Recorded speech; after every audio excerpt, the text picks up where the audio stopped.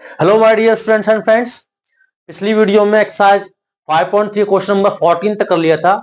आज 15 और 16वां देखेंगे। तो पहले 15वां देखते हैं। 15वें सवाल में कह रहा है, निर्माण कार्य से संबंधित किसी ठेके में एक निश्चित तिथि के बाद कार्य को विलंब से पूरा करने के लिए जुर्माना लगाने का प्रावधान इस प्रकार है।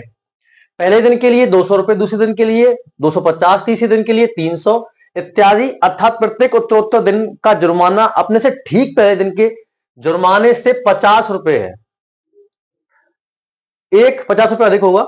एक ठेकेदार को जुर्माने के रूप में कितनी राशि अदा करनी पड़ेगी यदि वह इस कार्य में 30 दिन का विलंब कर देता है। यानी क्वेश्चन हमसे ये कह रहा है कि कोई काम चल रहा है, किसी ठेकेदार के अंडर में चल रहा है, तो अगर उसने कार्य को देर से शुरू चालू किया, अगर जिस समय निश्चित समय तक कार्य कंप्लीट होना था उस समय तक हो नहीं पाया, लेट चल रहा है। जब लेट चल रहा है तो पहले दिन अगर लेट काम होगा तो उसमें जो है उसको देने पड़ेंगे 200 रुपए, 200 रुपए देने पड़ेंगे।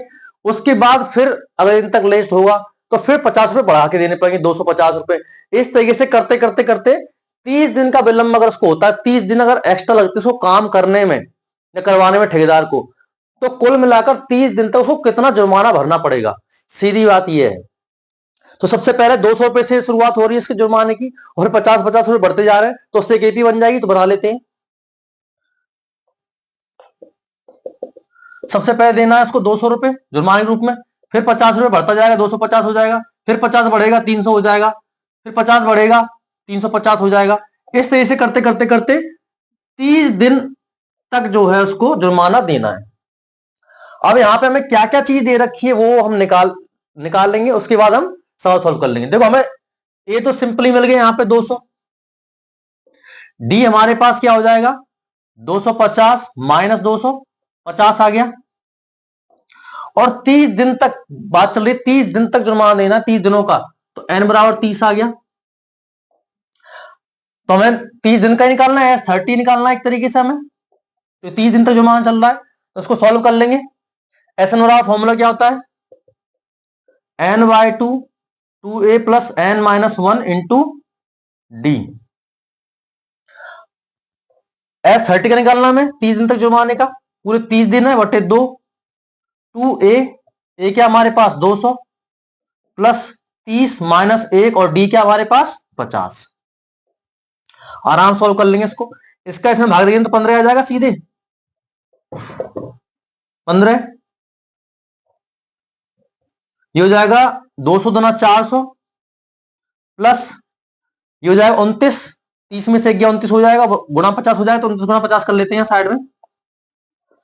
5 नाम 45 और 5 दुना 10 और 4 14, जीरो लग जाएगी, 1450 ये हो गया 15। और इसको प्लस कर लेंगे, गुणा में हो जाएगा, ये हो जाएगा 1400 400 1850, 1850 से गुणा कर देंगे 15 में, तो ये हो जाएगा, गुणा करेंगे जब आप 27,750 हो जाएगा आपका। मैंने कर लिया है, आपसे करेंगे इतना ही आएगा। तो इस तरीके से हमारे 15वां क्वेश्चन कंप्लीट हो गया। यानी कहने का मतलब है इसको 30 दिन में 27,750 रुपए जुर्माना देना पड़ेगा। चलिए अब 16वां करते हैं। 16वां क्वेश्चन हमसे कह रहा है, किसी स्कूल के विद्यार्थियों को उनके समग्र शैक्षणिक प्रदर्शन के लिए 7 नगद पुरस्कार देने के लिए 700 रुपए की राशि रखी गई है। यानी जो बच्चों ने शैक्षणिक प्रदर्शन किया उनके सामने 700 रुपए की राशि दे दी उन्हें इनाम में। यदि प्रत्येक पुरस्कार अपने से ठीक पहले पुरस्कार से 20 कम है तो प्रत्येक पुरस्कार का मान ज्ञात कीजिए। यानी जो पहला पुरस्कार मिल रहा है, एक पुरस्कार मिल रहा है, अगला जो पुरस्कार मिलेगा उससे 20 कम मिलेगा, फिर अगला मिलेगा उससे 20 कम मिलेगा, तो 20-20 कम पुरस्कार मिलते जा रहे हैं। ठीक है, तो लास्ट में जाके 7 पुरस्कार है, तो किस किस बच्चे को कितने रुपए मिल रहे हैं पुरस्कार में, ये है पैसे मिल रहे हैं पुरस्कार में, एक्चुअली बात ये है। तो शुरू करते हैं। तो हमको ये तो पता नहीं है कि क्या कितने रुपए मिल रहे हैं। जब नहीं पता होता या तो एक्स मान लेते हैं या ए इस तरह से मान लेते हैं कुछ भी, तो मैं एक्स मान के कर रहा हूं। माना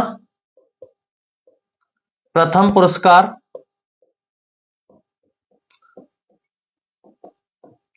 रुपए एक्स है, एक्स मिल रहा है प्रथम पुरस्कार। तो दूसरा क्या जाएगा, पहले एक्स, दूसरा क्या जाएगा एक्स माइनस 20, तीसरा क्या हो जाएगा एक्स माइनस 40 हो जाएगा, 20 और 20 40। फिर चौथा क्या हो जाएगा एक्स माइनस 60, प्लस लगा देते हैं बीच में, क्योंकि योगफल वाला फॉर्मूला है, x माइनस 60 हो जाएगा। इस तरीके से चलता जाएगा और टोटल पुरस्कार कितने, 7 पुरस्कार हैं। और यहां पे एक चीज दे रखी, जो पूरा रुपया है वो 700 रुपए, यानी ऐसे हमें दे रखा है 700 रुपए। तो सॉल्व करेंगे इसको। पहले तो हम ए निकालेंगे, ए क्या है हमारे पास x, और डी क्या हो जाएगा a2 माइनस a1, यानी x माइनस 20 और माइनस का x हो जाएगा इसमें से, यानी सॉल्व करेंगे तो माइनस ही आएगा एक तरीके से। तो माइनस से प्लस से माइनस कट जाएगा, तो d बराबर क्या आ जाएगा हमारे पास, माइनस का 20 आएगा। तो हमारे पास a निकल गया, d निकल गया, ऐसा हमें दे रखा है, फॉर्म लगा देंगे। तो ऐसे बराबर क्या होता है।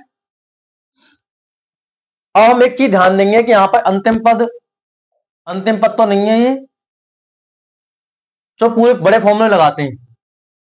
ऐसे बराबर क्या हो जाएगा, n/2 2a plus n minus 1 into D, 7/2 हो जाएगा। 2a हमारे पास x प्लस 7 माइनस 1 और d क्या हो जाएगा हमारे पास, माइनस का 20। ये हो जाएगा 7/2 और ये हो जाएगा 2x, और ये 7 में से 1 जाएगा, कितने बचेगा 6, और 20 120 हो जाएगा माइनस का, 120 माइनस का हो जाएगा। ये 700 हमने लिखा नहीं है, 700 लेके चलते हैं, यहां भी 700 हो जाएगा। ये जाएगा 7/2, और दोनों में से 2 कॉमन ले लेता हूं मैं, तो 2 बाहर आ जाएगा, अंदर क्या रहेगा x माइनस 60 रह जाएगा, 2 से 2 कट गया।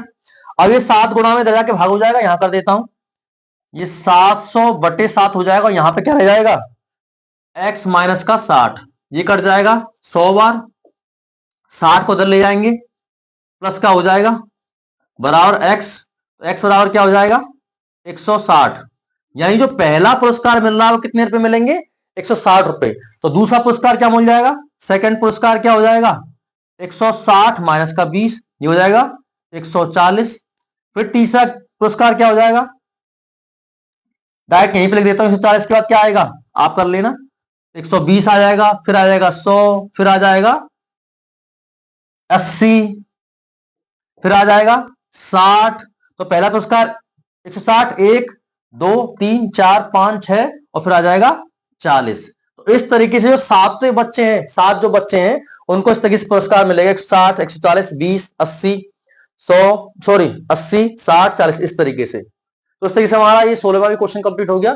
हम मिलते हैं नेक्स्ट वीडियो में। Thank you so much.